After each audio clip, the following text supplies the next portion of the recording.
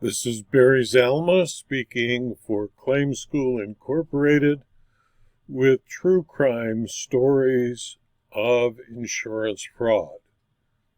Today it's time to speak about the dishonest chiropractor or physician. The dishonest physician or chiropractor will, for a fee, prepare fictitious medical reports, including billings for multiple series of physical therapy treatments. Sometimes the report of a legitimate accident victim is modified only in the name, address, and physical attributes of the victim. In all other respects, the reports are legitimate. They are not a report of the victim's actual injuries, since the victim either did not exist or was not injured. Medical bills generated by such fiction will total between $1,200 and $3,500, so as not to raise the suspicion of an insurance adjuster. The numbers are kept small, and they are there to tempt insurers into making a quick settlement. When I was a young adjuster back in the 1970s, in fact, from 1967 to 1972, I dealt with these scofflaws and paid fraudulent claims because I, like most young adjusters, was unaware of the amount of fraud being perpetrated. Within a year, I learned and refused to pay the suspected frauds and advised them that the insurer I worked for would pay nothing and they should file suit. I was convinced it was a fraud when the suit was never filed. Because of the ease of use, a single clerk typist with a word processor can prepare 200 medical reports a day or more, with the doctor's laser printer even generating his signature from a scanned image. The doctor, not involved in the procedure, receives $100 to $500 per report. The doctor is quite happy with his earnings since he need not see a patient nor provide treatment.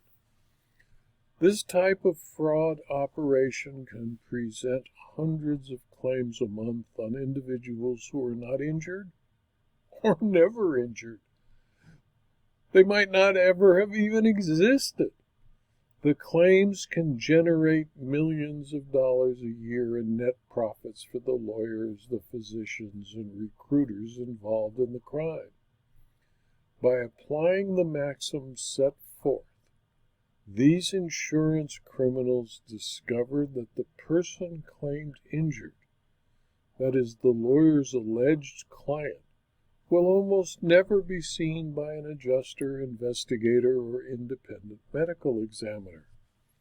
The criminals know that as long as they keep the claims small, no lawyer will be called upon to take testimony from the person identified as injured. The criminals know that no one will go to the medical clinic to learn whether they really provided treatment that was claimed. Since the insurance criminals keep their medical treatment down to a minimal level, and the demands of the lawyers are always reasonable, the claims settle quickly. The adjuster's supervisors commend the adjuster for closing files quickly. The adjuster is rewarded for keeping expenses and other costs down. The insurer is thrilled that it saved the cost of a defense lawyer. The fraud was therefore a success. Occasionally we read reports about the police or fraud bureaus making arrests of massive fraud ring. The arrest just touched the cream of the top of the glass of milk. The rest remains. It is greed that causes the criminals' demands to become sufficiently high to cause the insurer to investigate the claim. Insurers must realize that the savings of expense dollars can and almost always will cost them more in indemnity dollars. New database systems allow insurers to obtain records concerning all claims supported by the crooked chiropractor, lawyer, or physician. If volume is too high, the information provided to an insurer from the All Claims database, from Clue or other databases, will raise suspicions of fraud sufficient to compel a thorough fraud investigation. And both the criminal and insurance management will be unhappy. The criminal because his fraud will not succeed, and the claims management because they will be found to have spent expense dollars that they were not budgeted to spend.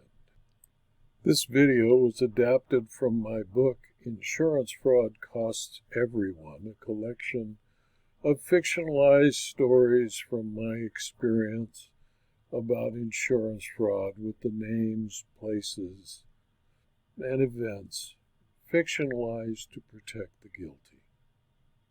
If you found this video to be interesting or useful to you, please pass it on to your friends. It's free. And please also consider reading the full text of the more than 80 stories in the book Insurance Fraud Costs Everyone. Thank you for your attention.